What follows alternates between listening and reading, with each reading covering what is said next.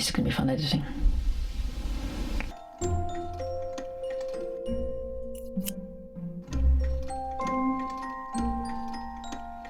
Hey guys, how are we all doing? I hope we are well. I am very well, thank you for asking. Now, it's a bit of a miserable grey day today. The snow came in last night and settled. That's all gone now, and it's now turned into some really horrible, miserable sleet. It's cold, it's wet, it's bleh. And I also have two very bored cats, so they may make themselves known at any time for any length of period of time. So you may hear fighting, you may hear the cat flap going, you may hear meows. They are fine, they are just very bored. They're old enough to know better, they're not kittens. Anyway, cat's gonna cat. But that is not what I'm here to talk about today. Oh no, I am here to talk about the Make 9 challenge. This is not a new concept to me. I have heard a number of YouTubers talk about it. It's quite a fairly popular challenge that a lot of sewists and crafters get involved with. And I thought I'd give that a go. But if you're unfamiliar, Make 9 is, well, as it says, make 9. Make 9 items. It could be 9 clothes from 9 decades. It could be 9 items of clothing for one particular outfit. It could be 9 different crafting projects all combined to make one big craft project. Anything. It could be honestly anything. And I thought, well, you know what? I like a bit of research, I like a bit of digging around, I like a bit of sewing, and I like to support smaller pattern companies or ones you may have never heard of at all. So I thought, well, why don't I go around the world? Yep.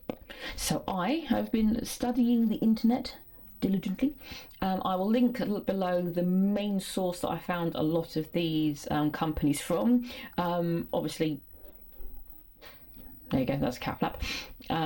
Obviously, you may have your own secret source. If you want to share them, please share it down below in the comments. I'd love to hear from you about any of the ones that you've discovered. I'm going to talk broadly today about what I'm doing. I'm not going to talk fabrics, I haven't really decided yet. But I am going to talk about the patterns, what I plan to make, and then a little bit about how I'm going to then split out the rest of... Told you. He's fine, by the way, honestly. This roll here, these are all the patterns that I've bought PDF'd and I had printed off for me. So the majority of my patterns are in here. I will not be pulling them out just yet, but I'm going to put some pictures up of what they look like post-production so you can see them, but just rest assured, here we go.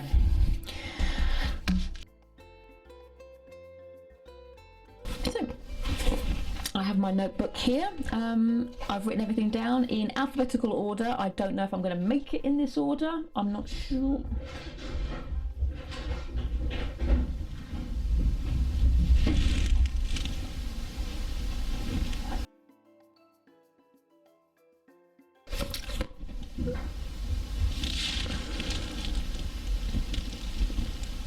They did not settle. I'm going to go to alphabetical order according to country.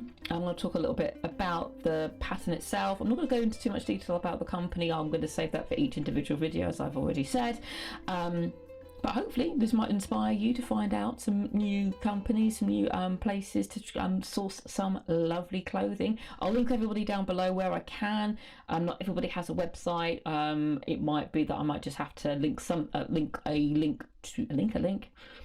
link to Amazon if I bought it from there, but I will do my best to give all the information down below, and then each individual video I'll go into a lot more detail. So we'll start with A for America. I could have gone US or USA, but I decided to kind of try and eke it out a little bit. So A for America.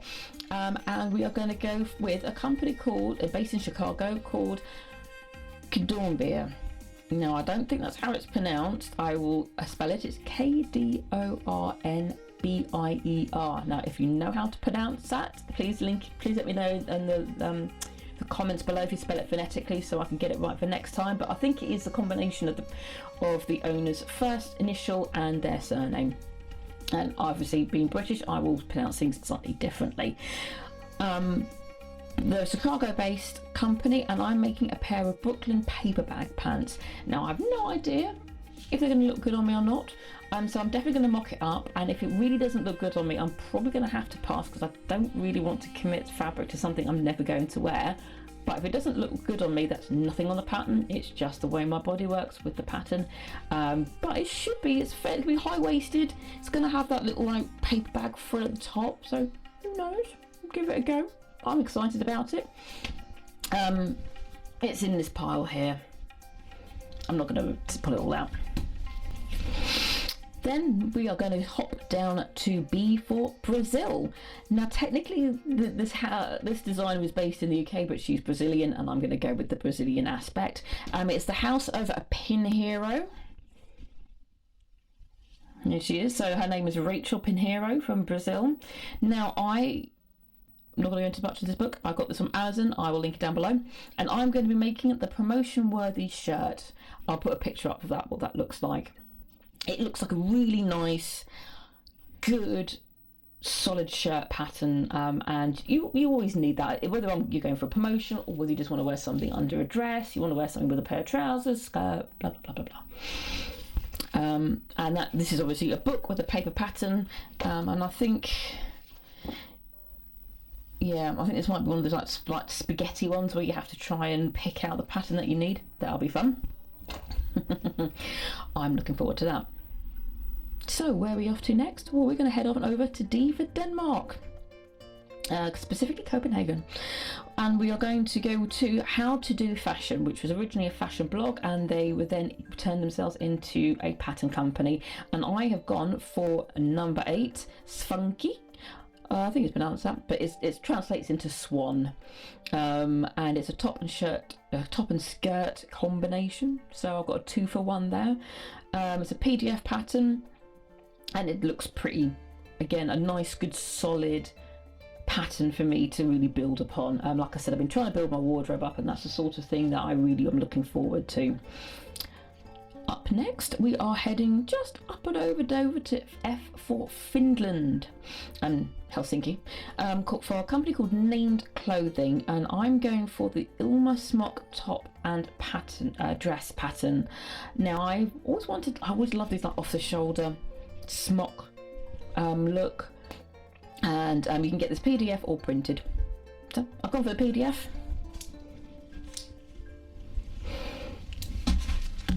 And I'm looking forward to that. I'm looking forward to all of this. Why am I saying that all the time? From Helsinki to Thessaloniki in Greece. And we're going to a company called Ambitious Elle, or Elle, E-L-L-E, L-E-L, mother and daughter team based in Greece. And I've gone for this lovely cropped jacket. I wanted to have a little bit of outerwear as well.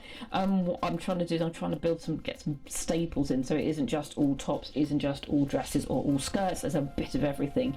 And I've gone for this cropped jacket because I don't really have many spring summer jackets. I just have my big puffy jackets. I've got one spring jacket which I like. I made it myself. It's a good first attempt. I could do better, but I'm not going to get rid of it because it's sometimes you just need to keep some of your creations even if you're not 100% happy, because it shows you where you were when you come to make something similar, and you are able to improve, and it's important. Plus I love the fabric. And in here. From Greece we are taking a very long flight over to J for Japan. And A Year in Sewing by Naomi Ito, or Nani Iro, which I think is the kind of the fashion house. And this is something very, very different. You see here, I bought this on Amazon. I shall link this below. Got some very, very, very simple, lovely types of dresses and tops. But I've decided I'm going to go for a pair of wrap front pants. Can you see that? There we go.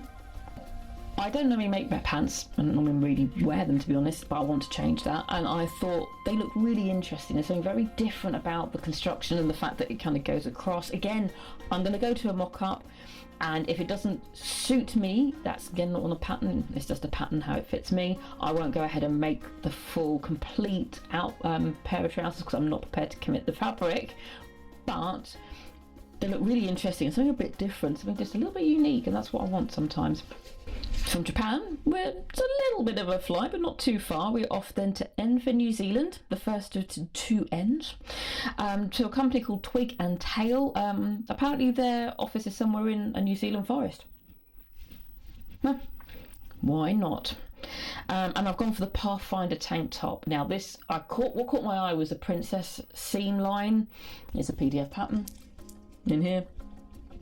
So I think it's going to look really flattering. It's a bit of outerwear. It could be spring, summer. It could be winter as well, depending on what fabric I've got. Some tweed I might use. And then from New Zealand, we are going to go all the way over to Nigeria. Now, again, this company, Dovetailed, they're actually based in the UK. They're based in London, but she was inspired to get into clothes designing and clothes making when she found out her grandmother ran a sewing school back in Nigeria. So I'm going to take that as my country of origin, and the particular, this is the Jasmine Peplum top from Dovetailed. This is the only actual paper pattern that I've got. Everything else is either been printed off or from a book, and the main USP of this particular company, Dovetailed, is that these clothes are designed quite specifically with wax fabric or Ankara type fabric design in mind. So there we go, from Nigeria to our last country. And of course I had to come home, I had to come to the UK, and I had to come back to London with a So Loves pattern spring dress. Now spring with an extra E, so I don't know why, but anyway, and it just looked really nice, cute, summery, and you can't get enough of those, I don't think. Actually, I certainly don't have enough stuff that I can wear with tights if it's a bit cold, or leggings, or without tights and just wear them bare legged. And that's another PDF pattern. I'm gonna get RSI lifting all that. I'm gonna get RSI bloody well cutting that out, that's for sure. So that is my Make 9 challenge from around the world. To recap, we're going to America, Brazil, Denmark, Finland, Greece, Japan, New Zealand, Nigeria, and the UK. Whew, that is a lot of miles and a lot of waiting in line in passport control. I don't know when the next first video is going to come out. Like I said, I don't even know what order I'm going to do these in. It's going to be random for me.